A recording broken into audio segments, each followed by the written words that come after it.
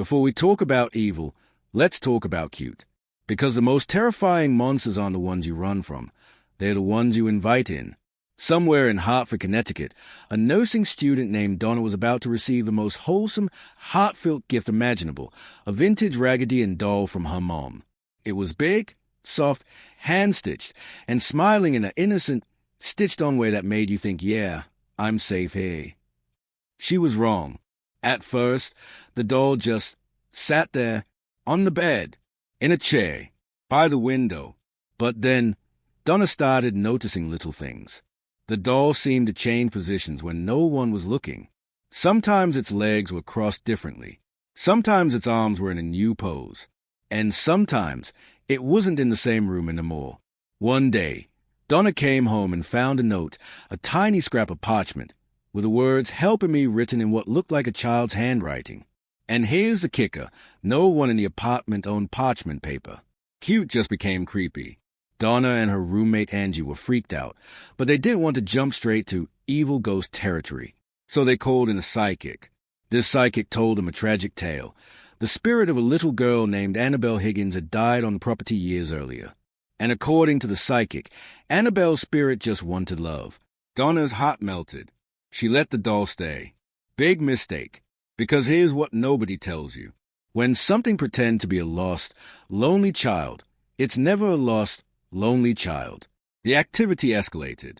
A friend named Lou stayed over and woke up with a doll sitting on his chest. It wasn't soft anymore.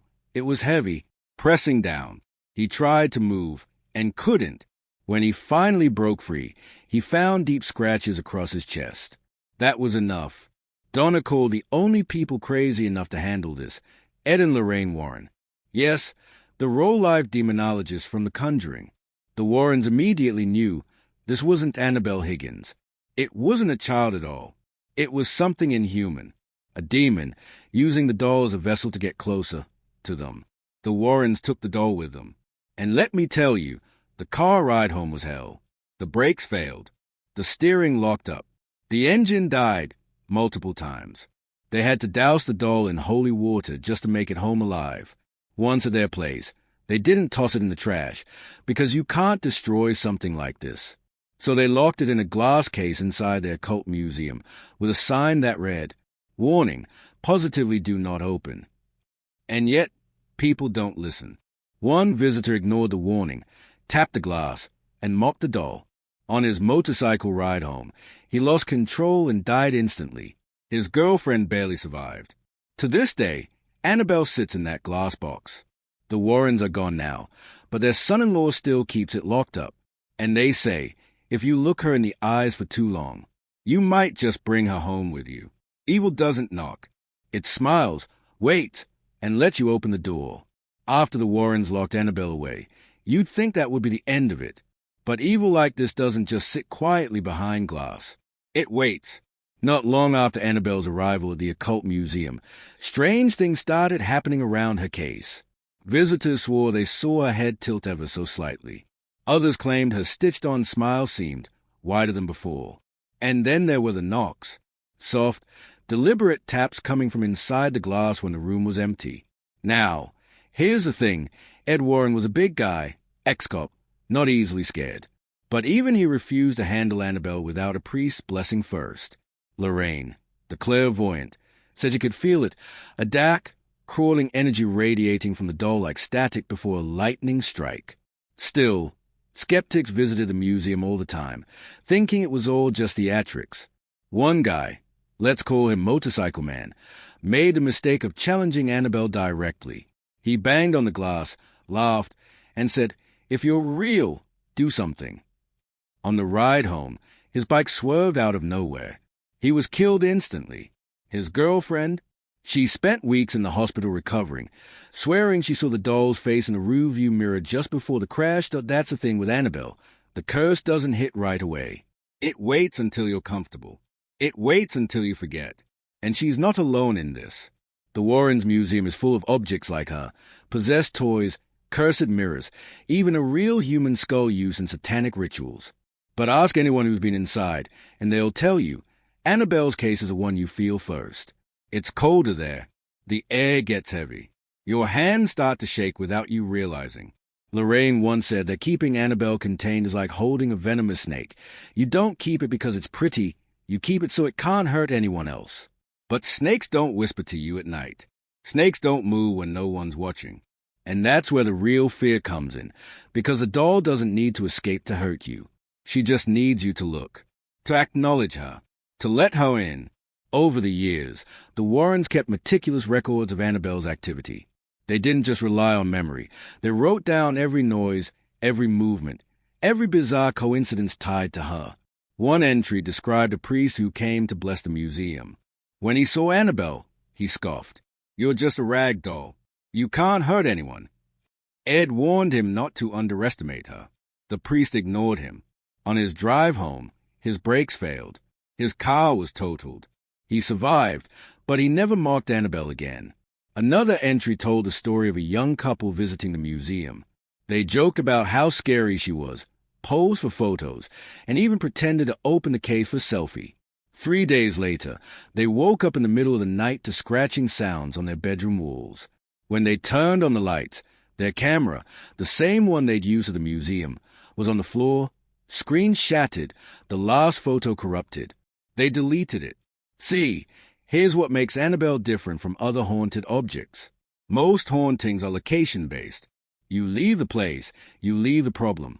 But Annabelle, she follows. It's not the physical doll itself that gets you, it's the attachment. It's the permission you give her the second you engage. That's why the Warrens were so strict about the do not open sign. But even without opening the case, people still make the mistake of inviting her in. Sometimes it's curiosity. Sometimes it's disbelief. Either way, it's all she needs. And here's the unsettling truth. Annabelle doesn't always act alone. She's part of something bigger, a network of malevolent entities that use objects as doorways. Think of her like the recruiter. Once she marks you, it's only a matter of time before something worse comes through. Ed used to say, Annabelle is just a messenger. The real danger is what's behind her. Lorraine would nod, eyes distant, like she could already see it lurking in the dark. One of the most chilling cases connected to Annabelle happened long after the movies made her famous. A paranormal investigator, not officially tied to the Warrens, requested special permission to study her. Against their better judgment, the caretakers of the Occult Museum allowed him in. The investigator set up his equipment, EMF meters, thermal cameras, EVP recorders. He wanted to capture hard evidence, something undeniable. For the first hour, nothing happened. No spikes on the meters. No strange noises. Then his recorder picked up a whisper. Not loud, not clear. Just 3 words. Let me out.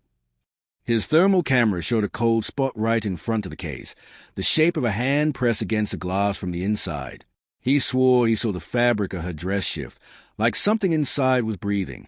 When he packed up his gear, he left with a grin, certain he had the proof he needed. But within a week, his life unraveled.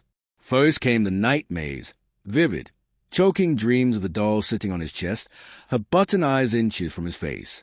Then came the shadows, tall, thin figures in his peripheral vision, gone the second he turned his head. Finally, his house caught fire. The cause? Electrical malfunction, the fire department said. But in the charred remains of his living room, the only object left untouched was a case file he'd kept on Annabelle. Not burned, not even singed. The museum's caretaker told him to destroy it. He refused. 3 months later, he disappeared without a trace. Annabelle's influence, the Warrens always said, wasn't about proximity. It was about connection. And once she has that connection, there's no telling how far she'll reach.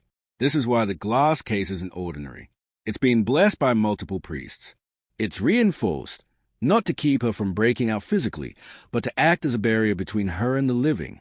Because as harmless as a rag doll might seem, this one's a gateway. Lorraine once explained it best. Think of evil like a radio signal. Most of us can't hear it.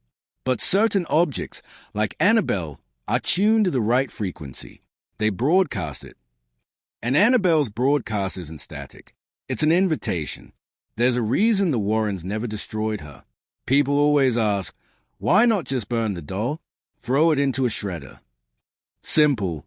You can destroy the vessel, but you can't destroy the entity inside. If you break the doll, you free it. And when something like Annabelle is free, it's no longer bound to one object. It can attach to anything or anyone. One time, a new assistant at the museum, unaware of the rules, dusted Annabelle's case with the door cracked open. He swore he didn't touch her. But that night, he woke up with deep scratches down his arm, shaped like 3 long claws. In demonology, 3 scratches are said to be an insult to the Holy Trinity, a calling card of something inhuman. After that, he quit. He didn't even come back to pick up his last paycheck. The Warrens always stressed that Annabelle wasn't a haunting in the traditional sense. She wasn't the spirit of a little girl. She was, and this is terrifying, something pretending to be one. That sweet, harmless, childlike backstory, it's bait. It's how she gets you to lower your guard. That's why the movies show her moving around, making noise, opening doors. But in real life, she doesn't need theatrics. Her danger is quieter, more patient.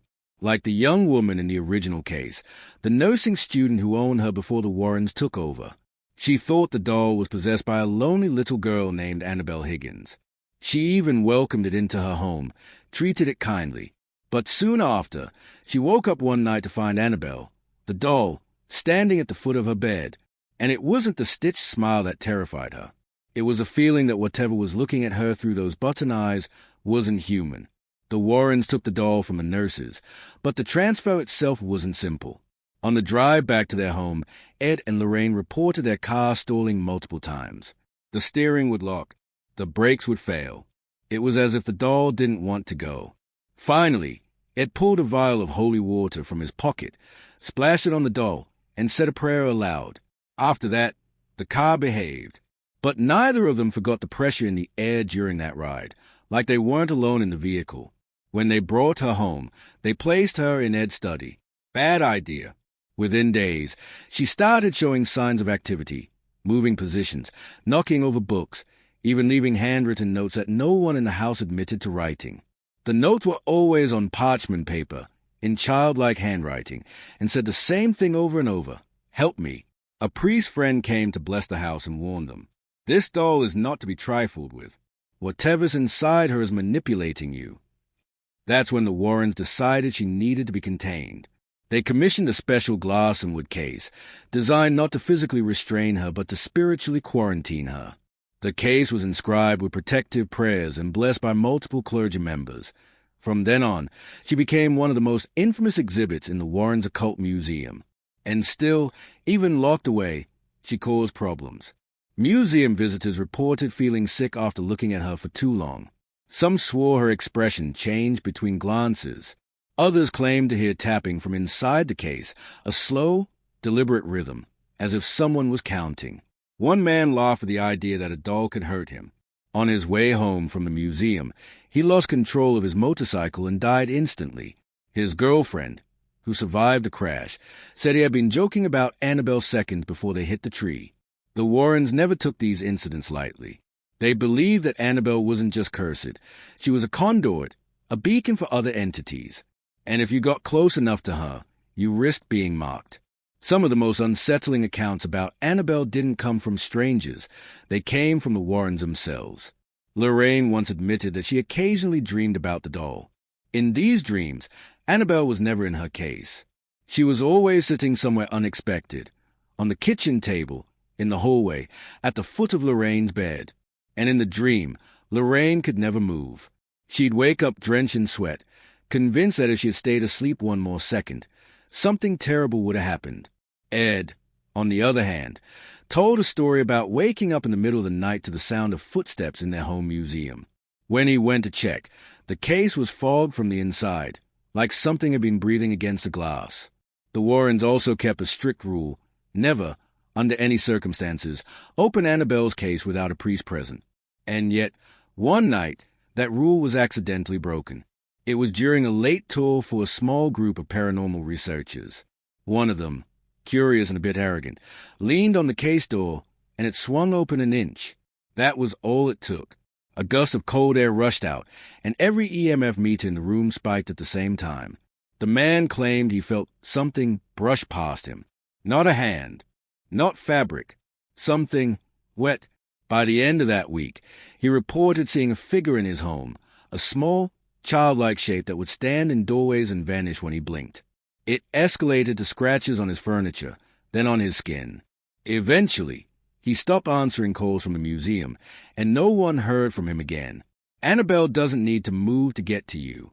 She just needs a crack in the door. Some skeptics have tried to debunk Annabelle's legend, claiming that the stories are exaggerated to draw crowds to the museum. But even they admit, something about that doll feels wrong in person. One journalist, sent to write a skeptical article, spent 20 minutes interviewing the Warrens in front of the case. When she got home that night, every single photograph she'd taken of Annabelle was corrupted. Not blurry, not overexposed. Completely black, except for one. In that single surviving photo, Annabelle's head was turned slightly toward the camera, even though the journalist swore she never moved. Another visitor left the museum laughing, calling the whole thing a campfire story for adults. 2 days later, he emailed the museum to apologize. He said he'd been hearing scratching inside his bedroom walls ever since his visit, and it always stopped the second he looked directly at the sound. The Warrens told him to seek a priest immediately, but the most chilling case of all happened during a televised interview.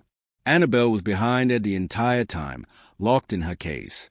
Halfway through, the camera glitched for less than a second, and when the feed came back, Annabelle's head was tilted differently. No one in the room had touched her. The crew replayed the footage over and over, unable to explain it. Ed and Lorraine believed that the attention actually fed her, that the more people spoke her name, the more power she had to reach beyond the glass. It's why they were careful about where and how they told her story. Some tales, after all, are safer left untold. Not all encounters with Annabelle end in terror. Some end in tragedy. One of the most heartbreaking cases the Warrens ever shared was about a young woman named Katie. She came to the museum with her fiancé, both fascinated by the supernatural. They stood in front of Annabelle's case, and Katie, in a moment of misplaced bravado, knocked on the glass and said, "If you're real, prove it." Her fiancé laughed, but Ed stepped in quickly, telling them never to challenge the doll. They left, a little embarrassed, and went about their weekend. 3 days later, Katie was driving alone on a rural road when a car veered suddenly into a ditch. Witnesses said she hadn't been speeding, and there were no skid marks, almost as if she hadn't even tried to brake. When rescue workers pulled her from the car, they found her clutching the same gold necklace she'd worn at the museum. It was snapped in half. Her fiancé visited the museum weeks later, pale and trembling. He said he'd started dreaming of Annabelle every night, but not the version from the case. In his dreams, she was bigger, human-sized, standing at the foot of his bed. And every time he woke, his necklace, identical to Katie's, was lying on the floor beside the bed, the clasp broken. The Warrens told him to destroy it. He didn't. Within months, he moved across the country without leaving a forwarding address. Some people think the stories about Annabelle are just cautionary tales, exaggerated to keep thrill-seekers in line. But those who've lived through them will tell you, some warnings are written in blood. Over the years, Annabelle's reputation has only grown. Movies, documentaries, and countless YouTube videos have turned her into a pop culture icon of horror. But behind the jump scares and Hollywood effects lies something colder, something that can't be scripted. The simple fact that too many unrelated people have experienced something dark after crossing her path. Even after Ed Warren passed away in 2006, Lorraine continued to keep Annabelle's case locked and blessed. She never took chances. She once told an interviewer, "I don't worry about what's in that doll. I worry about what it's connected to." Today, the doll remains in the Warrens Occult Museum in Monroe, Connecticut, in that same wooden and glass case. The sign beneath it reads, "Warning, positively do not open." Some say that over the years, the case has been replaced more than once due to unexplained cracks appearing in the glass. Others claim that during storms, the air around Annabelle's case becomes colder than the rest of the room. Whether you believe the stories or not, visitors still lower their voices when they approach her, as if speaking too loudly might get her attention. Because here's the truth, you don't have to believe in Annabelle for her to believe in you. And maybe that's why her story endures. Not because she's a doll that moves, or because she's been linked to strange accidents, but because she represents something far older and more dangerous than a toy.